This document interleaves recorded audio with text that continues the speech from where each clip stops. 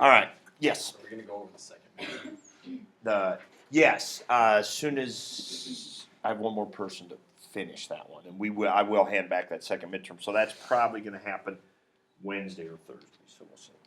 Okay. All right. So what we're talking about here, starting in chapter 5, we're talking about the definite integral. I do want to go over the homework in some detail because as I looked at the homework, there's a lot of things missing. I mean, and obviously some of the odd ones, I know you can just look up the answers. And on most of these, they were just a single numeric answer, kind of an unusual calculus homework where you don't have a lot of work to show and things like that.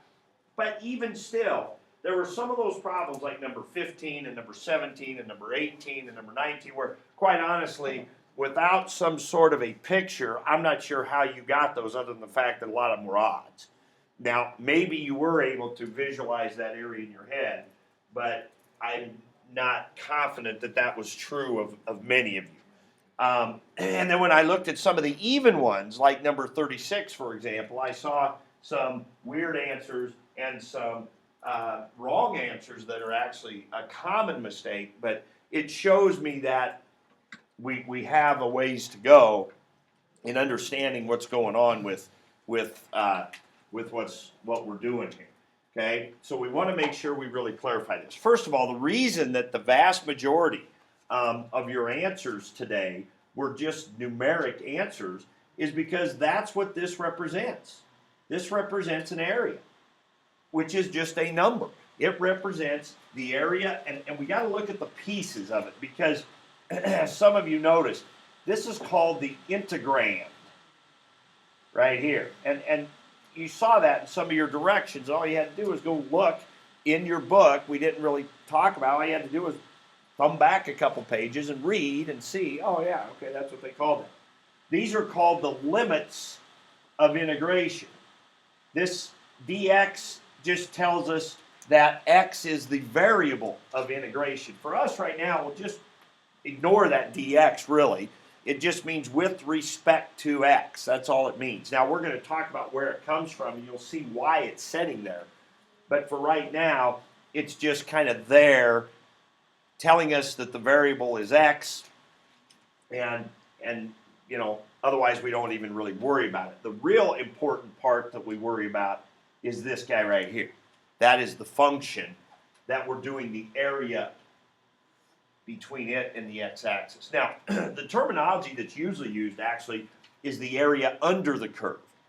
Now, the reason I like to avoid that in the beginning especially is in this picture that looks pretty obvious, the area under the curve. But if the curve was down below, then the area is actually above the curve, right?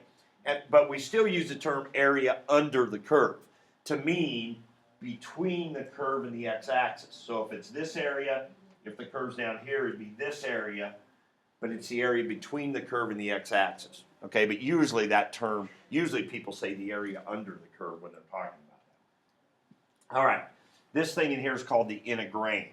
All right, so that's just a number. It's kind of equivalent to this.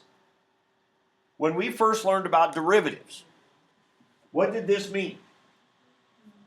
It's a number, but it meant the slope of the f graph at 4, right? And now, and when we first learned about derivative and slope, we learned about it approximating and we learned about it graphically. Everything we did in chapter 1 was with graphs. Our first quiz on derivatives was just graphs. And that's how we're starting with areas. We're just doing graphs. Now, we're going to get into equations and rules and all that kind of stuff, but we're going to learn it just like we did derivatives. We're going to start informally with pictures mostly, and we're going to work our way into the more technical and more of the equations and where antiderivatives and all that stuff comes into play, and derivatives and how that connects back. But we're going to get there a lot faster than we did when we did derivatives because we've already been through it once, and so we'll be able to use a lot of what we learned before. Matter of fact, we'll make a lot of headway in this week. This is a big week, as a matter of fact. Really important week, right? As far as what we're covering. I mean, we're gonna hit Mr. Martin. I don't know if you guys have ever heard him when he comes in here and he says, "Hey, have you guys done that one day that he missed his senior year? He missed it. And he always regretted missing it. He said he's going to come into class when we do that this week, and it's actually this week, one of the big days of the year. Anyway, so you got that to look forward to. It's very exciting. I kind of got goosebumps just thinking. All right, so that's what when we did f prime of 4, that is just a number. The slope at 4. Later on, we learned some derivative rules. We talked about f prime of x. We talked about the slope function. Well, one of the things we'll do in the next couple days is we'll be talking about area as a function, okay? But for right now, it's just definite integral is just a piece of area. It's just a numeric thing, okay? Now, the one use we have for it right now is velocity and distance. Remember that? Our first example we did last week. We talked about the area under a velocity curve was how far the car had traveled. Okay, we're going to talk about another example where you could use area to find something here at the end of the period today. All right, let's move on to the homework and take a look at some things. Oh yeah, these are just some pictures out of the book. So here are just some simple areas. So to start with, we're just going to, what kind of areas can we find? Well, right now the only kind we can find are geometry type areas, like a trapezoid or a rectangle, or maybe part of a circle. Here's a quarter of a circle with a triangle, and we can find those, okay? But some areas we can't find, like for example this. We wouldn't know what this area is right here. There's no geometric shape there, so we wouldn't know that. But we would know this total area here is what? In this picture. 0. Because this, and I don't know, I guess it's not on here, but this is x cubed. So we know this is an odd function. So we know this area is the same as this area, except this is negative, because it's below the x-axis. We talked about that last week. Below the x-axis is negative, above is positive. These two are going to cancel each other out. The area's got to be 0. Okay, but otherwise we wouldn't know what this area is on this side, or what it is here. We just know that they'd be the same, opposite signs, so they'd cancel each other out. Okay, and we don't need that. Okay, and then this was part of our homework. Okay, so let's move on to that part of our homework here and go through some of these answers. So, number 1, you had to decide if that area there was closer to -4, 4, 45, or 450. What'd you say? 45. And that has to do with reading the scale. That's very important. On the x-y-axis, it was important when we did slope. It's going to be important when we do area. Because basically that area under there, to me, in that bottom right-hand corner, you've got a little rectangle of area. It's kind of like counting the rectangle. Above that, you have a rectangle that's mostly full, but if you filled in a little bit of that, with some of what was above there, you'd have another rectangle, maybe a little more. To the left of that bottom right rectangle, that one's almost completely under there, but fill in a little bit of that. So there's about 3 or a little more rectangles of area under there is what it looks like to me. So we said we can find some exact areas like trapezoids, rectangles, parts of circles, that kind of thing, or maybe we just approximate the area. Okay, so that's another thing we can do.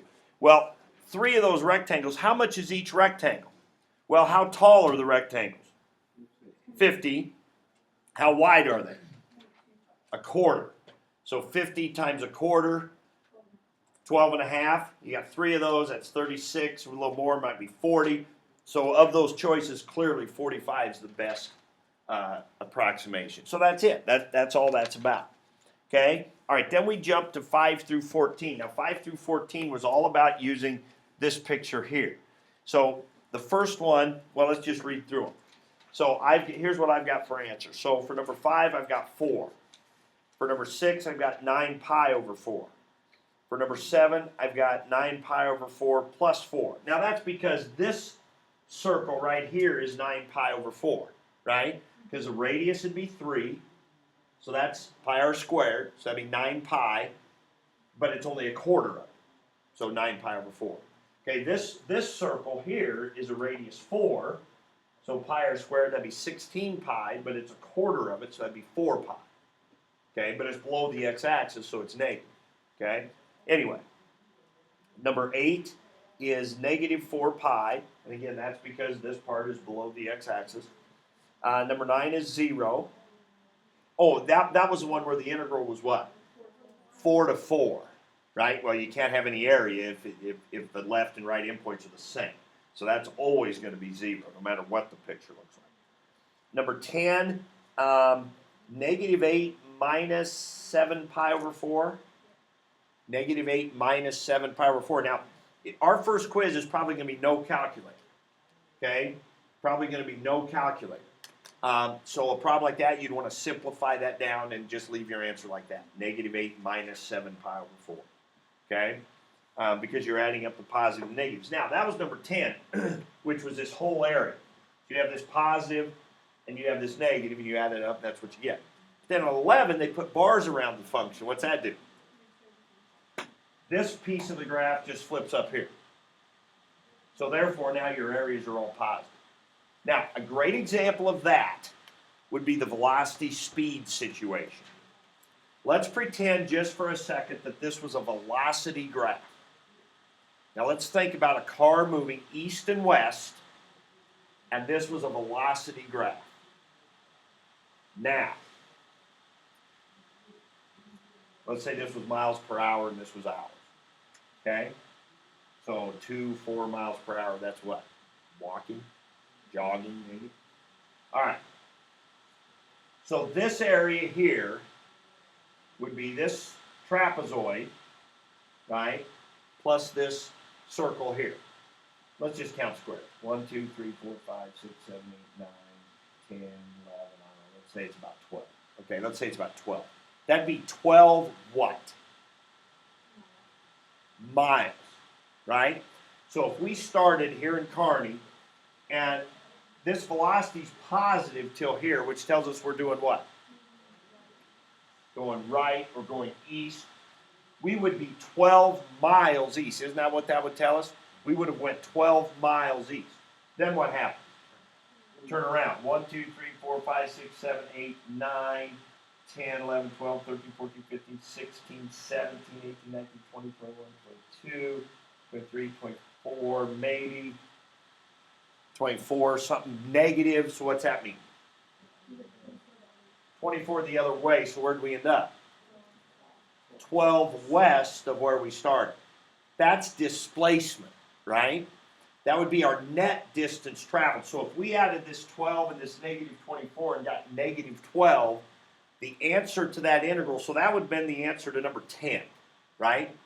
Number 10 would have been roughly negative 12. That's real rough. It's more like negative, 13.5, my book says, or something. But anyway, that would be our displacement. So if we would just do that area, the integral of a velocity curve, it would give us the net distance traveled. Now, later on, we'll write this down and make a big deal about this. This is something we've got to just know. But right now, that's not going to come up that much, although I think in tomorrow's homework, there's a question about it. So we're already beginning the process of thinking about it. The area under a velocity curve is the net distance traveled, displacement, negative 13.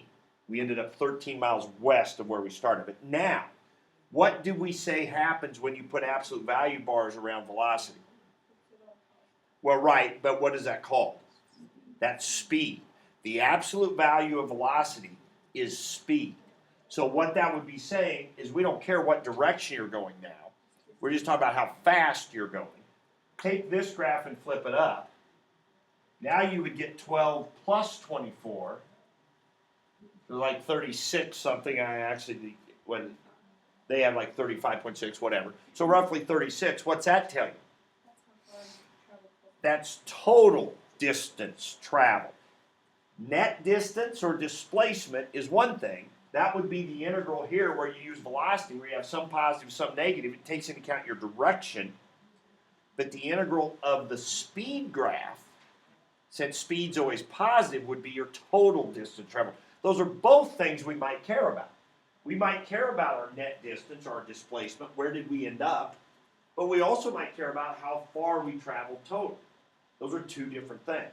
So 10 and 11 are really kind of important questions there in disguise, right? If we added context to the situation, we So that's something that's going to, you might even remember in one of the packets we had a question where we had a graph that was an F prime, so it was like a velocity graph, and it asked something about distance, and we did it with slopes and thought about it as velocities.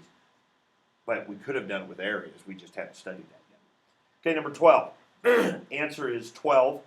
Number 13, answer is -3. Number 14, answer is -9. Was that it? 14 in that section? Okay. Any other questions about those? Just finding these areas given an F graph. Okay? And this reviewed that whole thing about negative, and some of those were going backwards, right? Remember what happens if you go backwards? It's opposite. Matter of fact, let me show you something. I meant to show you this on Thursday, but we did run out of time. Here I've got another function. Piecewise function. Okay? So, and we use this because it gives us rectangles, it gives us triangles, it gives us trapezoids, it gives us parts of circles, things we can easily find area of right now with our limited abilities. Okay? Now, here's the integral from A to B. So like we were just saying, a normal integral, man, that's slow. Holy, right? Because I'm video. The integral from A to B, the normal way of doing that is from left to right. So from -5 to -2. That's how we normally do it. And so the bottom number down here is the smaller, the one up here is the bigger.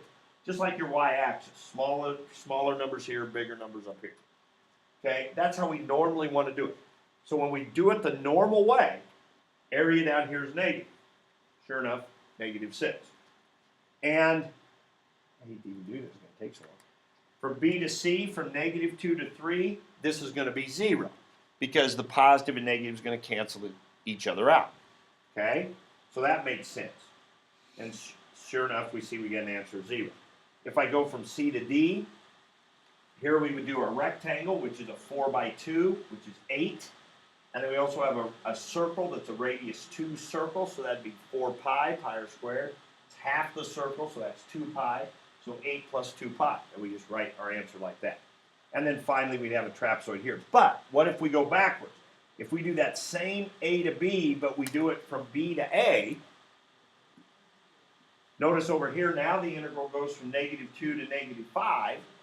The bigger number's on the bottom. That's backwards from normal. So instead of this being a negative area down here, you see we get a positive area. It's the opposite. Now, the rule for that would be written very simply.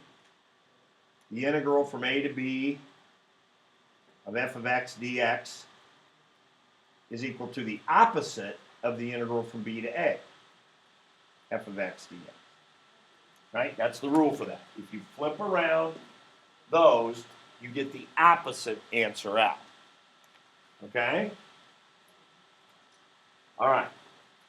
So, same thing would happen, you know, with the rest. Excuse me. With the rest of these areas. Okay? So, that is that part of the homework. All right, let's move on here. What was the next part of the homework? Okay. Oh, yeah. This was the section when I'm looking at your homework that I'm thinking, okay, how in the world did you do this without, you know, some sort of picture? Now, this first one I could see you wouldn't maybe need that. Now, remember, we said this is the key element of this problem. What are you thinking of when you see that 3 there? Yeah, you're thinking about this graph. I think, and I thought I heard somebody say y equals 3. That's how you want to think of that. It's y equals whatever's in here. The dt we just kind of ignore for right now. And it's that. So what you're looking at, and this one I understand, you could just, I'm sure you could do this in your head. But this is -4 to -2, this piece of area. So it's a 3 tall, 2 wide rectangle, area of 6. It's above the x-axis, so it's positive area. It's the normal way we would think about it, left to right, -4 to -2. So that area is 6. So I get that. But then you go to 17, and this is the one I had a lot of people asking me about. And mostly it was because of the U's probably throwing you off. think about what you just told me here. Here we think of y equals 3. Here we think of, but that's weird. What would we prefer that to be? Yeah. So tell me the difference between these two definite integrals. There is no difference, right? Now, yeah, one's got an x, one's got a u. But as far as an answer, remember, a definite integral is just a number, right? These two represent exactly the same piece of area. They represent exactly the same number. So if you always want to take your integrals, change them into x's, you can. Now, to be honest, as we go throughout the week, you're not going to want to do that because there's going to be some reasons why we might want a certain variable somewhere or whatever. But for right now, think about that old German shorthand thing. If I tell you to graph x squared, you think of a parabola. If I tell you to graph u squared, you also think of a parabola. It's the same thing. It's the same thing. But how you got an area for this by just picturing it ahead, I'm not sure how that works. So what you're doing is you're graphing y equals x, which would be this line right here, and you're doing the area from 2 to 5. That is a trapezoid. So you've got to calculate that area. Okay? So since this is line y equals x, if you go over 2, you're going to go up 2. You go over 5, you're going to go up 5. The area of a trapezoid is 1/2 the sum of your parallel bases, which are those two. And like we talked about on Thursday, the height of our trapezoids, since these are actually tilted trapezoids tilted up on their ends, the height is actually this distance between the 2 and the 5, which is 3. And so we get 21 over 2, and that is the area you should have on number 17. Not because that's what's in the back of the book, but because you're graphing y equals x, and you're doing this. So you're going to have some more of these on today's homework, where we're going to give you integrals that when you draw the picture, and on today's homework, you actually have to draw the picture, so it says it in the directions. When I come around, I'm going to see the picture. When you graph the picture, that area is going to make, or that picture is going to make something you can use geometry with. If not, they're going to have to give you some extra information, or you're just going to be approximating. Usually what happens, they give you some information to let you know. Okay, so that's what's going on in 17. 18 is the same thing.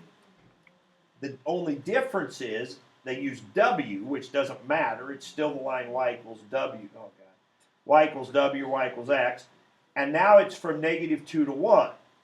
Well, what that means is you end up with a triangle here, and you end up with a triangle over here. And one's negative and one's positive. So what would be this triangle? It would be a 2 by 2. What's the area of a 2 by 2 triangle? 1/2 base times height.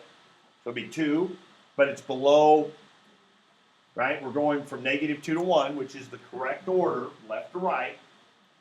So that'd be -2 plus this triangle is a 1 by 1, so that'd be 1/2 positive. So that'd be -1.5 would be your area, right? That's how you come up with these areas. That's how you come up with these numbers. This is a very fundamental thing we've got to be able to do. Our first quiz should be easy. A lot of the quiz is going to be these just like our first quiz on slopes. I think we did really well on it. It was just a lot of estimating slopes and calculating slopes and things like that. I think we did pretty well. A lot of notation kinds of stuff. That's what this is going to be about. Okay? But we've already been through it one time, so it should be even easier. All right. Moving on. 19 is the V graph, so we talked about that earlier. 21, you've got to recognize that is, so by our first quiz, you've got to recognize that this is the equation of a circle. So when you look at number 21, you should see that as a half circle. Remember, it comes from this. This is a circle centered at the origin, radius of 2. If you get y by itself here, you get, whoops, that'd be 2 squared. So then we'd have 4 minus x squared, do the square root of both sides, that'd be plus or minus. The plus or minus stands for the top and the bottom half. You got the top half, got the bottom half of the circle. So if I do the integral from -2 to 2 of the positive square root of 4 minus x squared, or in this case they did s squared, doesn't matter. You've got to look at that and say, hey, that's a circle. That's a top half of a circle. And so we're talking about this area right here. So, pi r squared. Radius is 2, that'd be 4 pi. Half of that, 2 pi. So the answer to 21 is 2 pi. Okay, because of that. You have to recognize that that is a circle. Same thing with 22. 22 is a circle. Did you do 22? I guess we didn't do 22. Difference is on 22, it would only be a quarter of the circle because it only goes from -3 to 0, just like this one. If you went from -2 to 0, now you only want a quarter of the circle. All right, next section. This is another one where you did, as I looked at your papers, I saw a lot of people with just no work really written down, just answers, and that seems a little strange to me. In the direction you were given this, now pi cubed, 1/3 pi cubed is just a number, right? That's a numeric value. 3 cubed, like 27 something, 28 something, whatever. Third of that, so this is somewhere around 9-ish, 10, something like that. That's just a number, okay? But they just tell you that. Now, think about what they're telling you. What is the graph of u squared? It's a parabola, right? Just a parabola. And this is from 0 to pi, so here's pi over here somewhere. So they're just talking about this area. Now, we don't know how to find that area. That's not a triangle, because this is curved. It's no geometric shape we know of, but it has an area, and it turns out it's this area. Now, later on, we'll learn how to find that, but for right now, that's what it is, okay? So we're supposed to use that fact on some later problems. So, for example, 25. This is one I was kind of peeking at as I went around looking to look at your work, and didn't see a lot. Now, maybe you had questions, but then again, I wasn't exactly overrun with people coming in this morning asking questions either. So, we got this. Now, they put parentheses around this. You don't really need parentheses around the function to separate it from the dt. The dt just kind of hanging out over there, telling us that t is our variable. That's it. Okay? So, if I look in the back of the book, they got 0. Somebody explain to me where that comes from.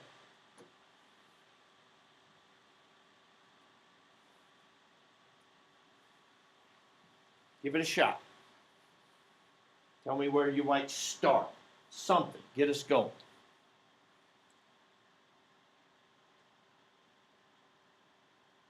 I broke it apart. You see the integral of the pi squared and then plus integral of the -3t squared. On Thursday, we wrote down these two rules here, right? If you've got two functions added or subtracted together, you can split them into two separate functions. And if you have a number or a constant multiplied in front of a function, you can pull it out in front, right? And then we did an example. I think I deleted it. We did an example using that.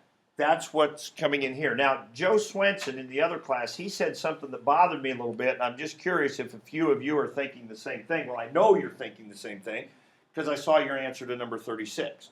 If you had -10 on number 36, you're thinking this same way, and it's not right, okay? So, and I know a number of you had that answer. Some of you are thinking in these terms.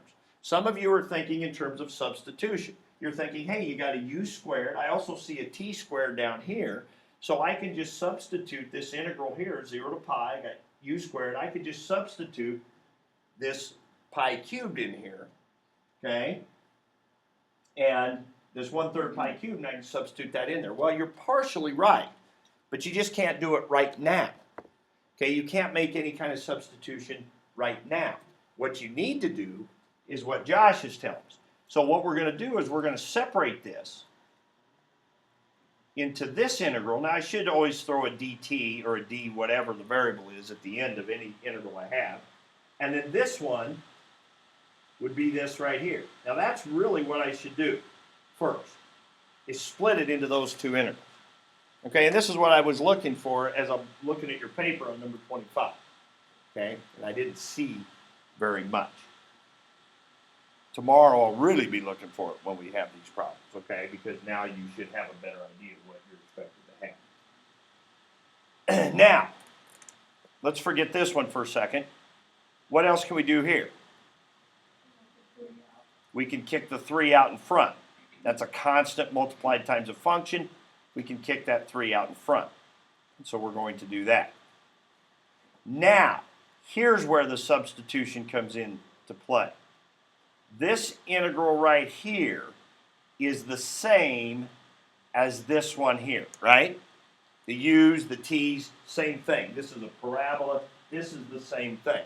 So for this, so I can have minus 3, and then in place of this red circle, I can put 1/3 pi cubed. Right? Okay, there I just made a substitution.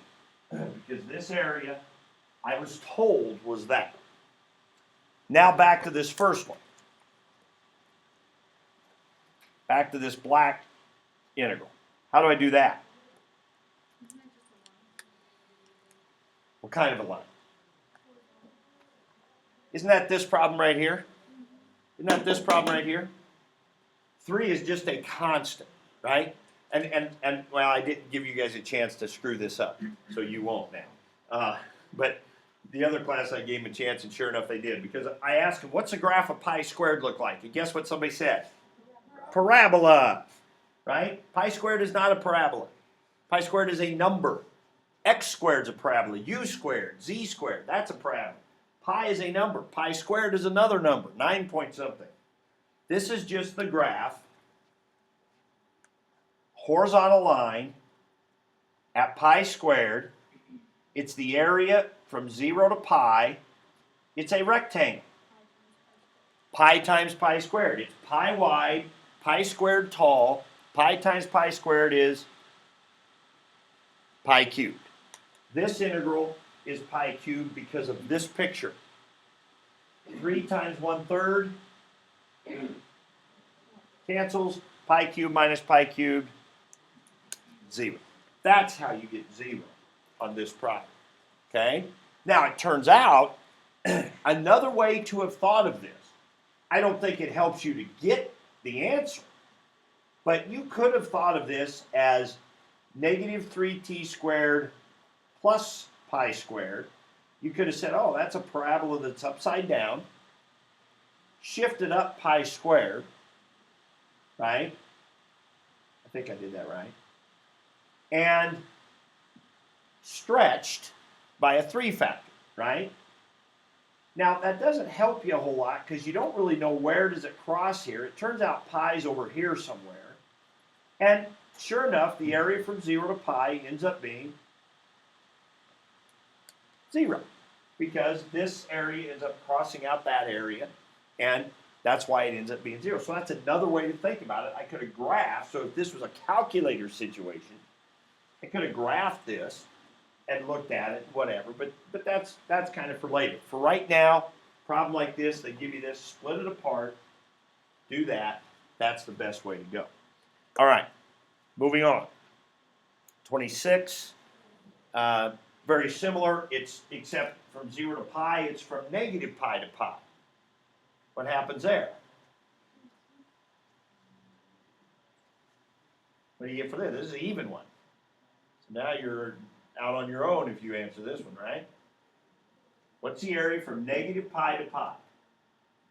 2 pi cubed over 3. Wouldn't it be double this?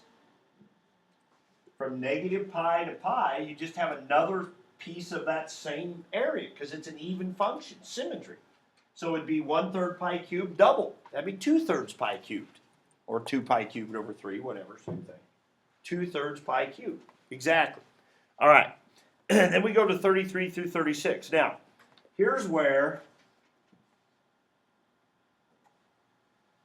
all right, they told you that the integral from negative 2 to 5 of f is 18. The integral from negative 2 to 5 of g is how much? 5. And the integral from negative 2 to 5 of h is negative 11. So in 33, they say the integral of 3f plus 4g. Okay, so that's the same thing we were just doing. Now here's where, if you're doing remember the substituting thing I said that Joe kind of volunteered his answer. Now, it turned out he was thinking correctly, but it was dangerous what he was thinking, the substitution thing. Well, in this one, it turns out, yeah, we'll split that into 2. You're basically just going to take 3 times the f answer. 3 times 18 is 54. You're going to take 4 times the g answer. 4 times 5 is 20. 54 plus 20 is 74.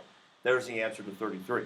On 34, it's going to be 3 times the H answer, that's negative 33, minus 4 times 18, minus 72, negative 33, minus 72, negative 105. Okay?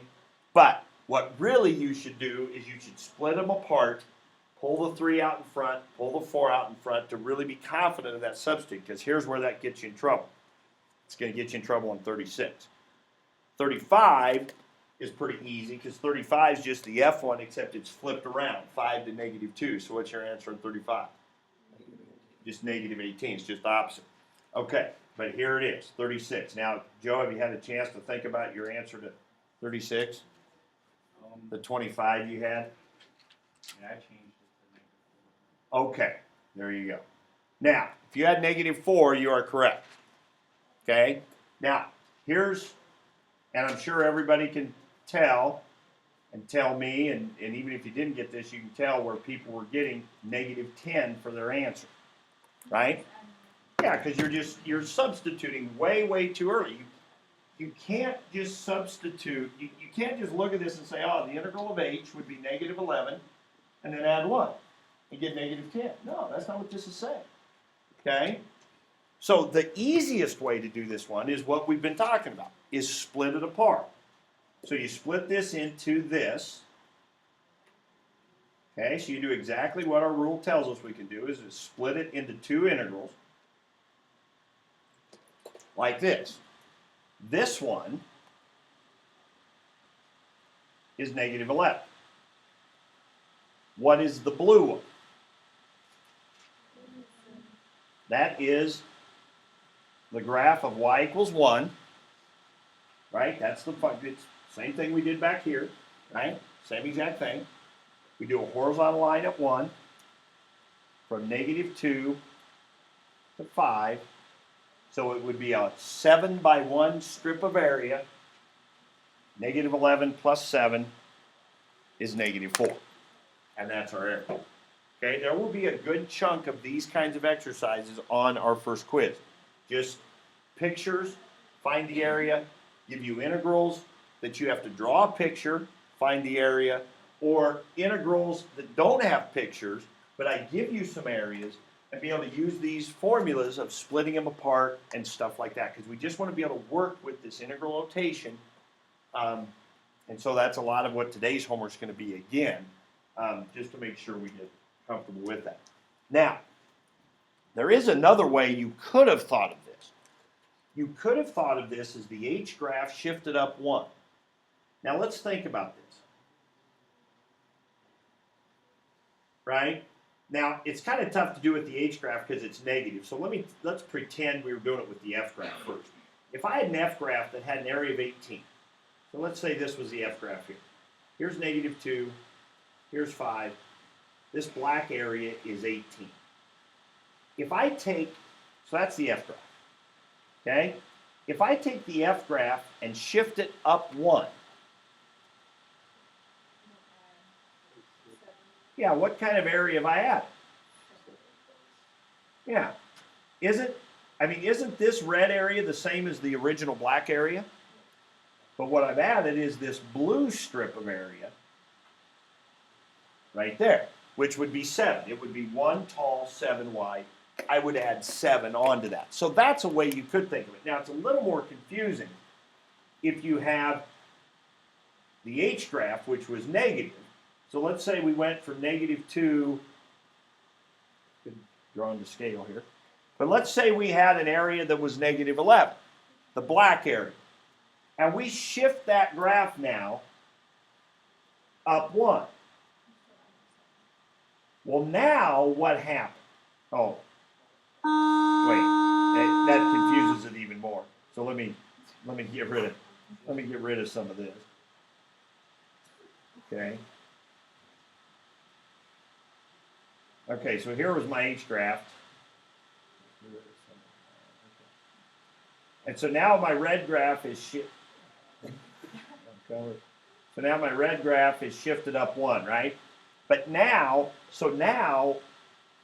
here's the area I'm looking for, is that area. Well, what happened? when I shifted this up 1, I had this blue strip of area that just disappeared. Or red strip.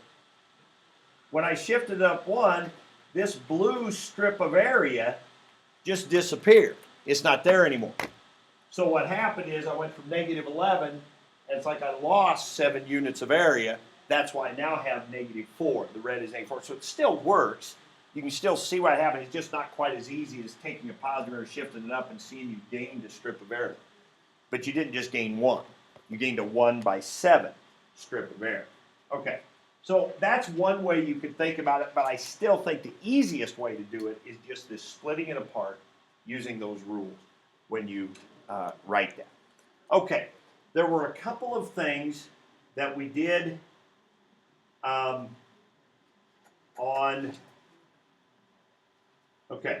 that we did on Thursday. I'm not even sure I showed you this on Thursday. I'm not sure we got to this. So there's 2 things that we didn't get to that I want to add in today, and then I'm going to give you work time here.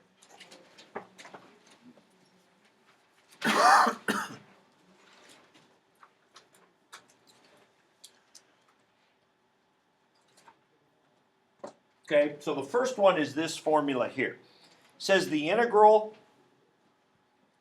of f of x dx from a to b is equal to the integral from a to c plus the integral from c to b. Now, while you're writing that, I mean, that seems so common sense, right? I mean, it's like it's a to b is equal to a to c plus c to b, right? Now, I'll use some color here. So what we're saying is the blue area is equal to the red plus the green. Now, that just, you know, like I said, seems like such common sense. However, it also works, where this becomes really important, is it also works even if C is not in between A and B. And it has to do with this whole negative thing and going backwards and all that.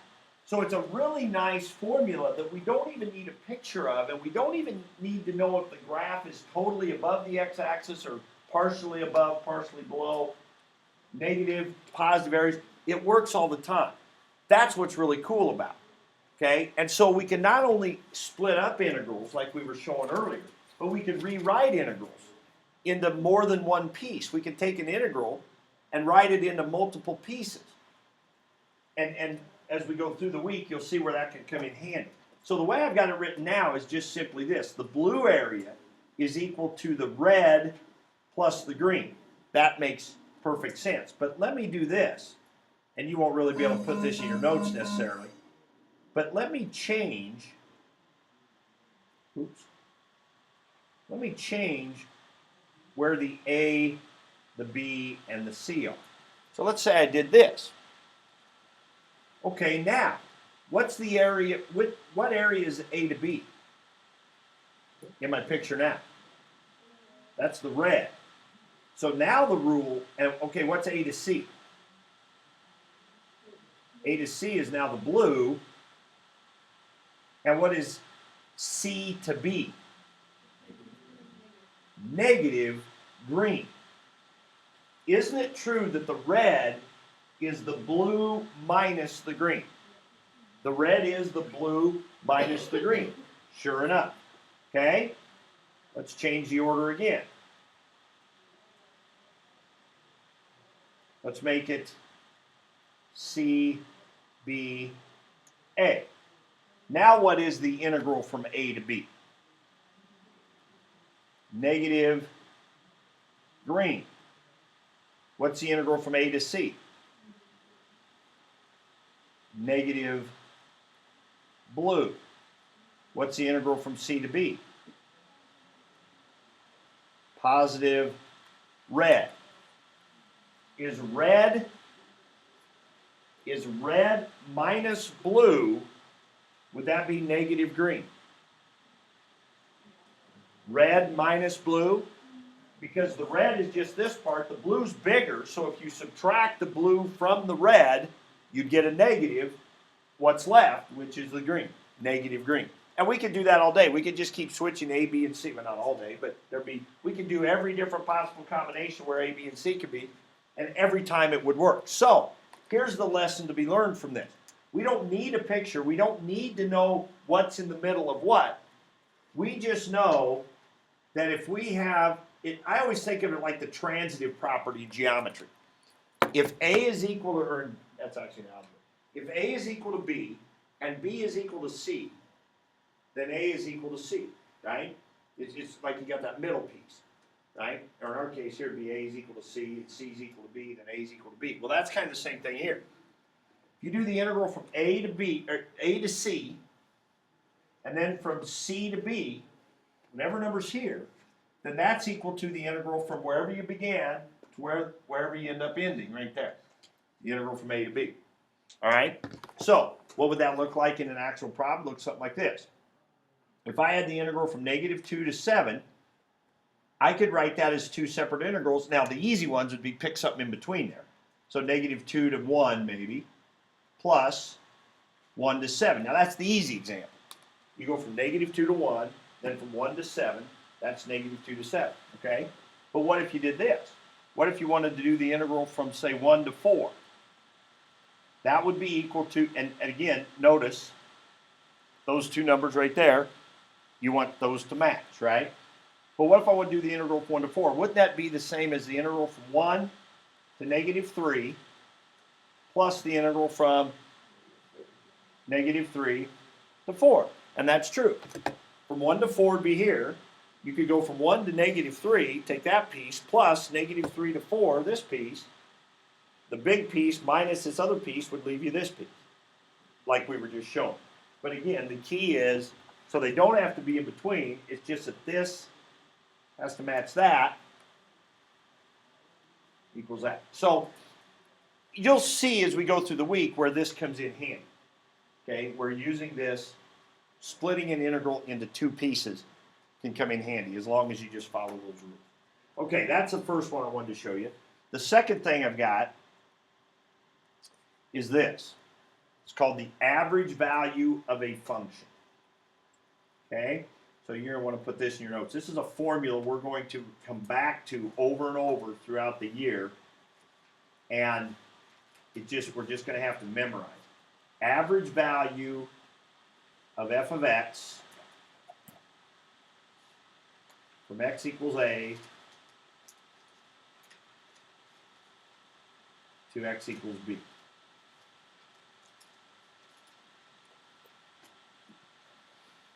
The average value of some function f of x. Now by value, I mean its output value, its y value.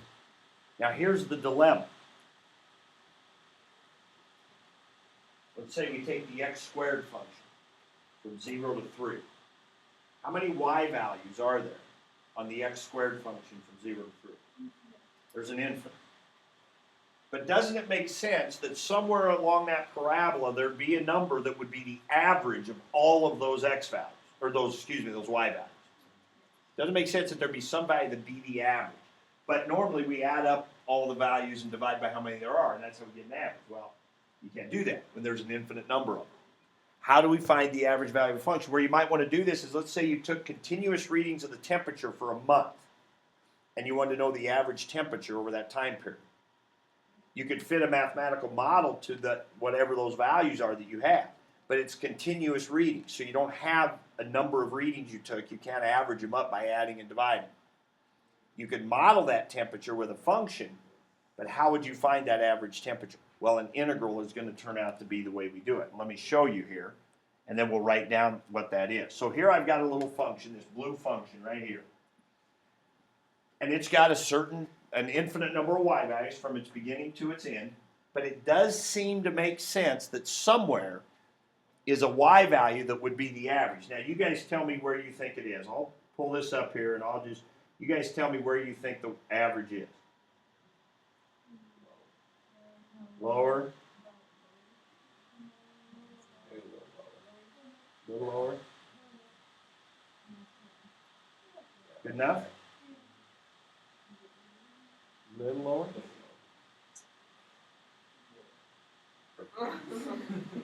There? Good enough? All right. Now, and that seems to make sense. Now, what were you thinking when you were telling me where to stop? Kind of here and here. Those offset each other a little bit. These values here kind of offset by these here. Some above, some below. You're kind of thinking in the middle kind of thing. Notice it filled in that pink kind of area. Could area be something we could be thinking about here?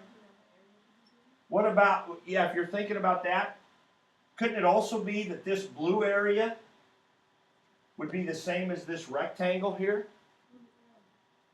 If that's the case, you'd say move it down a little bit.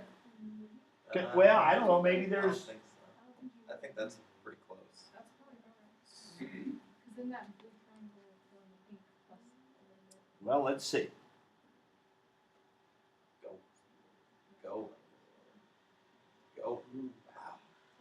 Allie had it. Should have. We got it. We should have went a little lower. But anyway, but you guys had the right idea. Now, so let me pull that back up. Okay, so let's say. Wait a minute. Did it? Oh, I didn't do it. No, I didn't. Okay. Oh yeah, it did, didn't it? Okay, so we got this purple area. So AV, let's call that our average value. Okay, so the Y value there, this Y value right here is our average value. Okay, now what is that purple area? How can I write that mathematically here? Base times height, right? So the height is, what's the height here? AV. So AV times what's our width? It'd be B minus A. That would equal the purple area, right? Now, we think that it seems to make sense that when we find that purple, we find this line, some of our Y values are going to be above, some are going to be below. So picture any graph you want. If some are above and some are below, aren't you going to have some pieces of area like this that are going to offset some pieces of area like that as well? So doesn't it make sense that the purple area, when we do this average value, that this purple rectangle will have the same area as the blue? What would we write mathematically as the blue area? Integral of A to B. Perfect. The integral of f of x dx, because that's what that blue area is, the area under the curve of f of x from A to B. So, our formula then, very simply, to get the average value, we just divide both sides by b minus a. And there is our formula for the average value of the function. It turns out to find the average value of the function, you do the area under the function and divide by the width of the interval. Think of it this way. You're taking the area divided by the width, should leave you height, and sure enough, our average value is that height where we think that average would be. So, back to our notes. Maybe you wrote it already. But the average value of a function is the integral of that function from A to B divided by b minus a. And that is our formula for average value of a function. Some people call this the mean value theorem for integrals. The other mean value theorem we learned was for derivatives. This would be like the mean value theorem for integrals. Mean value is the same as average value. We usually just say average value. Okay? All right, so your homework on the worksheet here, actually I have this to hand out too. So the top line, we're going to finish that top line. That's in the book. Okay, that's homework in the book. So we're going to finish that. That's going to be some more of what you were doing before. There might be some stuff that has to do with average value a little bit in there. There's a problem that talks about velocity a little bit, so we can talk about that. And then right below, the next line down, it says LH. And you might remember we had an earlier packet called our LH packet. It's from a textbook I used to use. The authors of that book were Larson and Hostetler. So that's why I call it LH. And so it says LH, page 289, 1 through 20, omit 6 and 7. Now, a word of caution. It is not the front page of this packet.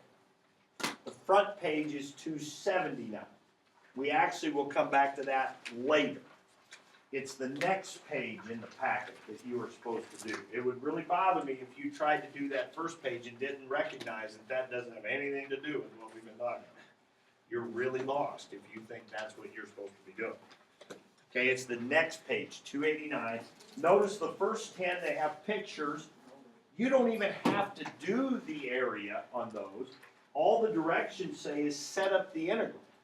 All you have to do is write the integral that is representative. That's it. Then on 11 through 20 is kind of like 15, 17, 18, where on today's homework, they give you a function, you graph it, it's going to be a lot of lines and things like that. Trapezoids, triangles, half circles, that kind of stuff. So it's similar to what you had for today. Okay? Just to make sure we got a good handle on all this. Okay, rest of yours, time is yours. Oh, by the way, this is the answer book for the LH. And the pages are kind of tagged here. Be careful with it, it's kind of falling apart.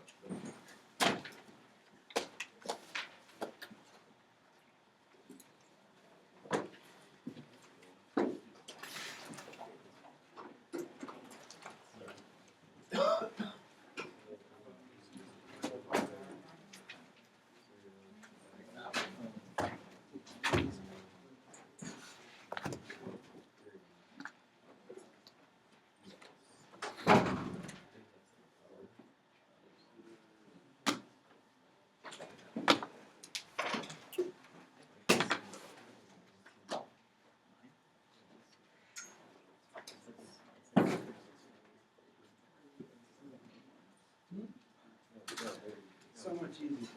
Why is it only side to side?